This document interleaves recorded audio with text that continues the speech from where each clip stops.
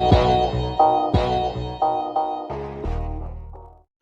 Student, तो कैसे हैं आप सब। तो उम्मीद करता हूं कि आप सब जो है बिल्कुल ठीक ही होंगे। तो स्टूडेंट्स, आज की इस वीडियो में हम लोग बात करने वाले हैं क्लास 10th के मैथ का जो हमारा थर्ड चैप्टर है वो है दो चर वाले रैखिक समीकरण which is linear equation in two variable. ठीक है, तो स्टूडेंट्स इस चैप्टर में हम लोग बात कर रहे थे एक्सरसाइज 3.3 के सॉल्यूशन के बारे में।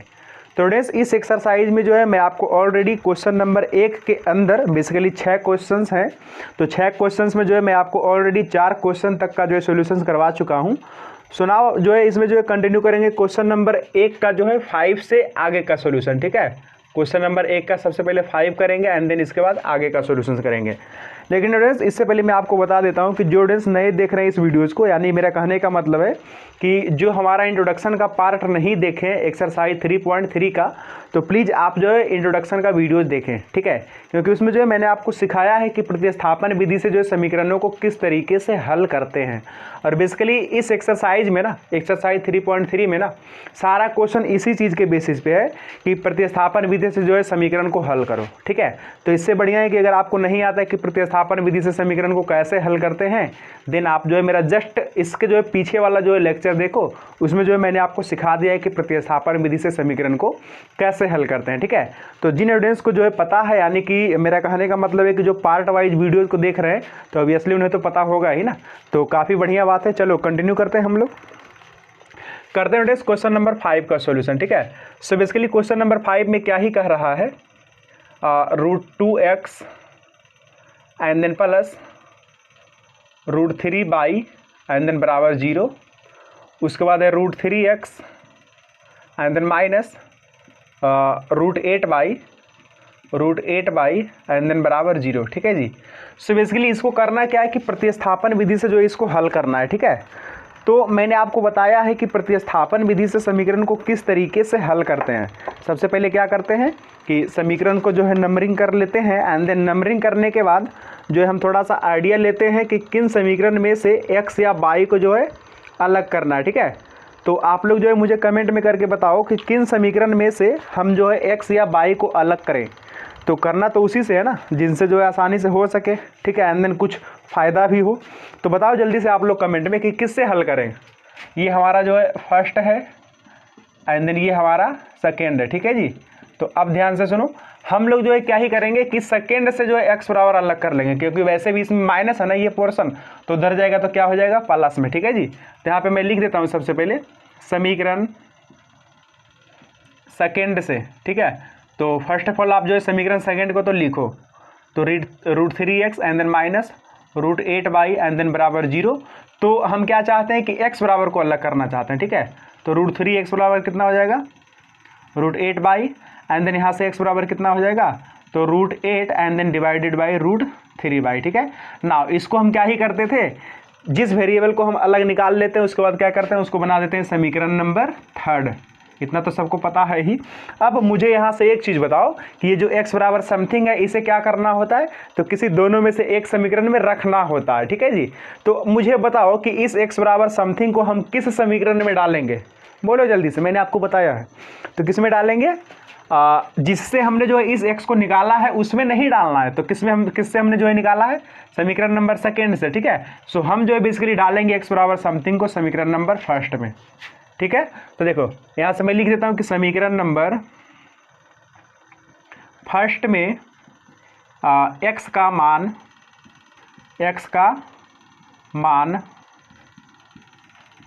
रखने पर, ठीक है, यानी कि समीकरण फर्स्ट में x का मान रखने पर, तो बेसिकली समीकरण फर्स्ट जो है ना उसको तो सबसे पहले आप लिखो, तो कितना है √2x and then plus √3y and then बराबर कितना 0। तो x की जगह पे हम कितना रखेंगे √2 एंड देन x की जगह पे कितना, तो √8 and then √3y and then plus कितना, तो √3y and than equals to 0। इसका जो कैलकुलेशन करते हैं आगे। ठीक है, तो ध्यान से देखो, हम क्या ही करते हैं कि दोनों तरफ से जो है ना y का कॉमन ले लेते हैं, y का कॉमन। सो बेसिकली यहाँ पे कितना बचेगा √2 इंटू √8। ठीक है, √2 into √8 and then divided by √3 and then यहाँ पे आ जाओ प्लस √3 बचेगा यहाँ पे। ठीक है, क्योंकि बाई यहाँ पे से जो हमने बाहर निकाल ही लिया, एंड देन यहाँ पे भी जो सिर्फ √3 बचेगा एंड देन बाई बाहर एंड देन बराबर में 0। अब ध्यान से चेक करो, हमें बाई बराबर ही चाहिए ना, तो बाई बराबर कितना होगा 0 एंड देन बटे ये जो पूरा पोर्शन है ना, तो इतना तो डिवाइड में हम कर ही देंगे, क्योंकि देखो बाई के साथ ये जो पोर्शन है ना वो गुना में है, तो उस साइड जाएगा तो भागा में, तो बेसिकली 0 एंड देन इसको हम बोल रहे हैं समथिंग। ठीक है जी, कुछ तो आएगा ना कैलकुलेशन के बाद। सो बेसिकली 0 बटे समथिंग बराबर क्या होगा 0। सो फाइनली बाई बराबर कितना है 0 है। सबको पता चला कि नहीं चला? अगर आप यहाँ से कैलकुलेशन वगैरह भी करके जो है फाइनली आंसर निकालोगे ना, तब भी 0 ही आएगा। ठीक है, चलो तो उसके बाद हम क्या करते थे कि इस बाई के वैल्यू को समीकरण थर्ड में डाल देते थे। तो यहाँ से लिख देता हूँ मैं कि बाई का मान समीकरण थर्ड में रखने पर। ठीक है जी, तो पहले तो जो है समीकरण नंबर थर्ड को लिखो। सो x बराबर कितना है √8 एंड देन बटा में √3 एंड देन बाई। ठीक है, तो बाई के जगह पे कितना रखेंगे 0। ठीक है, सो फाइनली x बराबर कितना मिलेगा 0 मिलेगा ना। सो x बराबर कितना 0, तो इसलिए हमारा जो फाइनल आंसर है x बराबर 0 एंड देन बाई बराबर 0, यही हमारा आंसर है। ठीक है, सो सबको क्लियर हुआ? काफ़ी सिंपल है बनाना, बस प्रतिस्थापन विधि से। चलो, तो ये था हमारा फ्रेंड्स क्वेश्चन नंबर 1 का जो है 5 नंबर सॉल्यूशन। ठीक है, नाउ करते हैं 1 का 6 का सॉल्यूशन। ठीक है, यानी क्वेश्चन नंबर 1 में जो है ना क्वेश्चन नंबर 6 है उसका करते हैं सॉल्यूशन। ठीक है, देखो तो क्वेश्चन जो है सबसे पहले मैं यहाँ पे लिख देता हूँ 3x/2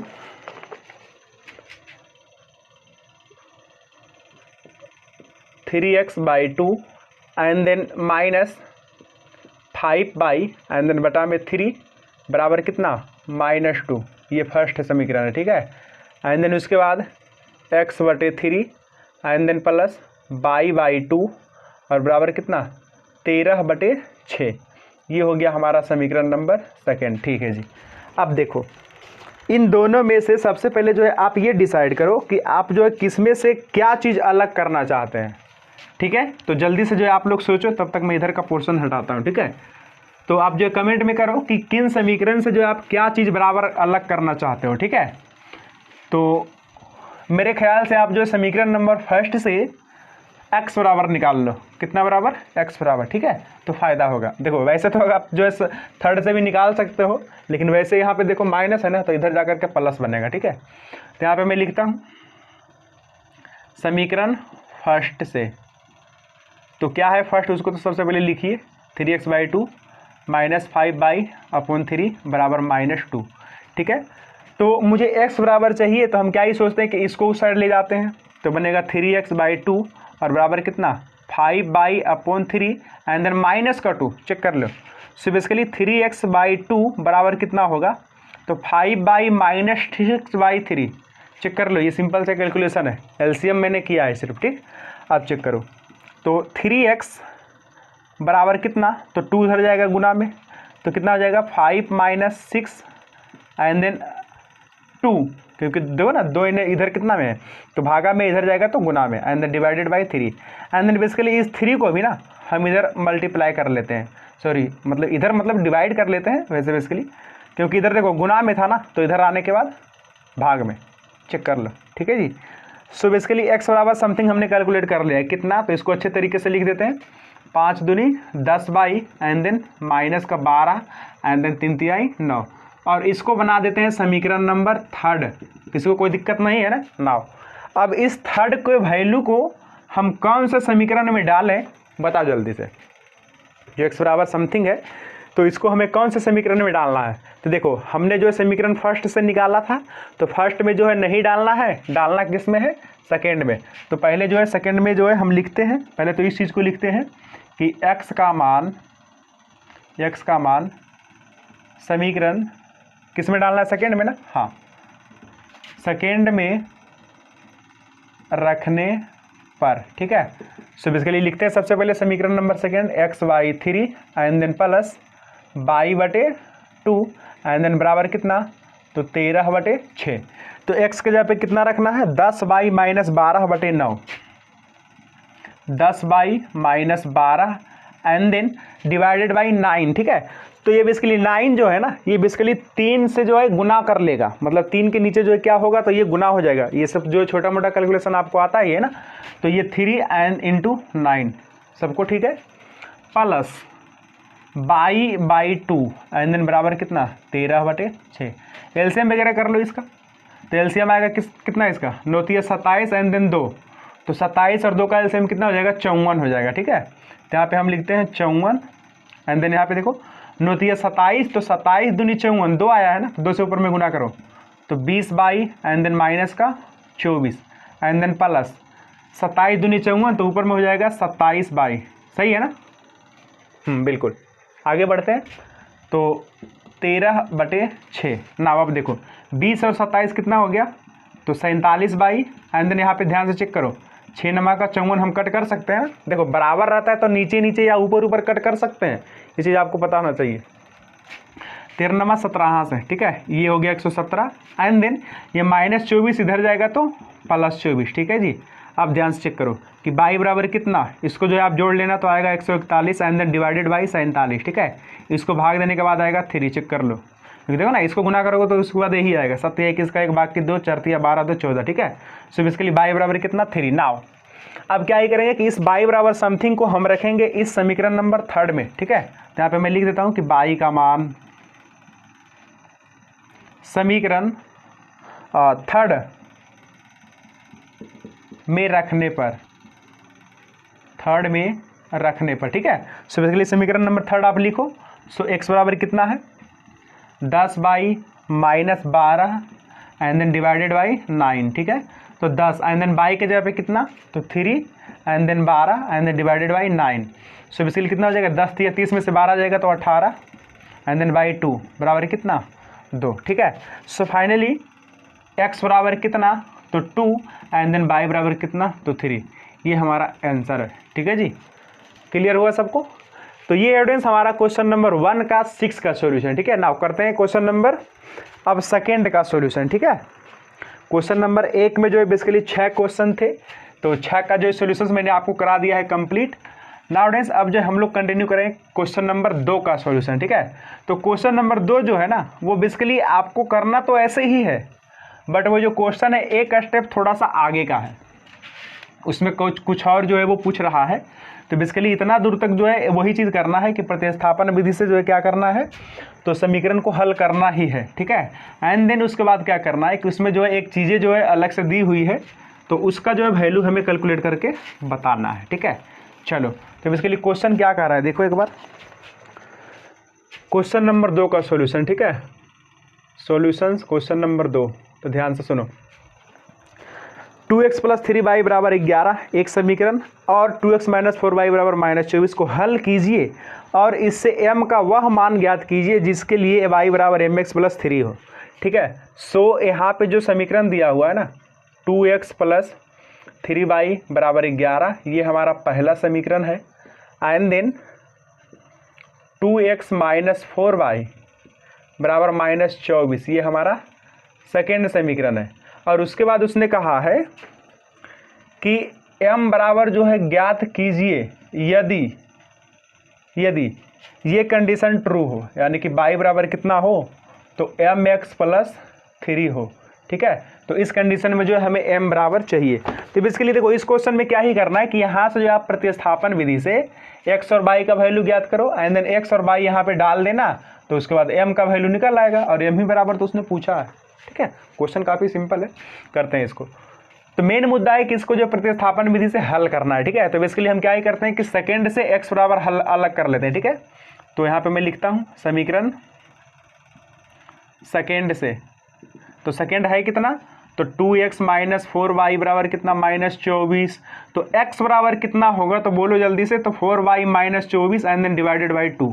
चेक कर लो, देख लो ना, -4y उधर जाएगा तो +4y -24 and then divided by 2 ना, 2 से डिवाइड कर ही दो ना, तो 2y - 12 बचेगा। चेक कर लो। ठीक है जी, सो बेसिकली x बराबर इतना, इसको बना देते हैं समीकरण नंबर 3। नाउ इस x बराबर समथिंग को किस में डालना है, तो हमने जो है कैलकुलेट कराया सेकेंड से ना, तो डालेंगे फर्स्ट में। तो यहाँ से मैं क्या लिखता हूँ कि x का मान किस में, फर्स्ट में डालने पर, फर्स्ट में डालने पर, तो फर्स्ट जो है सबसे पहले आप लिखो कितना, 2x + 3y बराबर 11 और x के जगह पे कितना डालना है, इतना, तो डाल देते हैं 2x के जगह पे कितना 2y minus 12 and then plus का कितना 3y and then plus 11। Check करो, 2 दूनी 4y माइनस 12 दूनी 24। ठीक है, 1 सेकेंड, 12 दूनी 24 and then plus 3y and then बराबर 11। आगे बढ़ो, तो 4y 3y कितना हो गया 7y एंड देन माइनस 24 उधर जाएगा तो प्लस 24। तो देखो 11 में से 24 जोड़ देंगे ना तो हो जाएगा 35। कितना हो जाएगा 35। तो बेसिकली y बराबर कितना 35/7 यानी कि 5, यानी कि क्लियरली y बराबर कितना तो 5। ठीक है ना, इस y के मान को, y का मान किस में रखेंगे तो थर्ड में रखेंगे। ऑब्वियसली थर्ड में रखने पर तो थर्ड क्या है, तो थर्ड हमारा है x बराबर 2y माइनस 12, x बराबर 2y माइनस 12। तो रख देते हैं 2y के जगह पे कितना 5 एंड देन माइनस 12। ठीक है जी, सो बेसिकली 5 दूनी 10 में से 12 जाएगा तो -2। ठीक है, तो यहाँ से जो हमारा आंसर आया है x बराबर -2 एंड देन y बराबर कितना आया है 5। ठीक है, एंड देन इस वैल्यू को इसमें डाल देते हैं। ठीक है, तो हमारा m बराबर निकल जाएगा, चूँकि y बराबर कितना है mx एंड देन प्लस 3 है ना। हाँ जी, चलो, तो y के जगह पे कितना 5 बराबर m एंड देन x के जगह पे कितना -2 एंड देन प्लस 3। तो इसका जो करते हैं कैलकुलेशन, तो 5 बराबर -3, ये +3 इधर ला देते हैं -3 और बराबर कितना माइनस का 2m। तो इधर घटेगा तो कितना आ जाएगा +2 बराबर -2m। इससे से कैंसिल कर लो तो m बराबर कितना -1। ठीक है जी, तो बेसिकली m बराबर कितना हो गया -1 एंड देन यही उसको चाहिए था। तो हमने जो फाइनली कैलकुलेट कर लिया m बराबर समथिंग। किसी को कोई दिक्कत नहीं है ना। देखो क्वेश्चन काफ़ी सिंपल है, बेसिकली इसमें हमने क्या ही करा है कि बस इसको प्रतिस्थापन विधि से हल करा है एंड देन एक्स वाई का जो भी वैल्यू आया था इसमें हमने डाल दिया है। क्वेश्चन तो वैसे सिंपल ही है ना।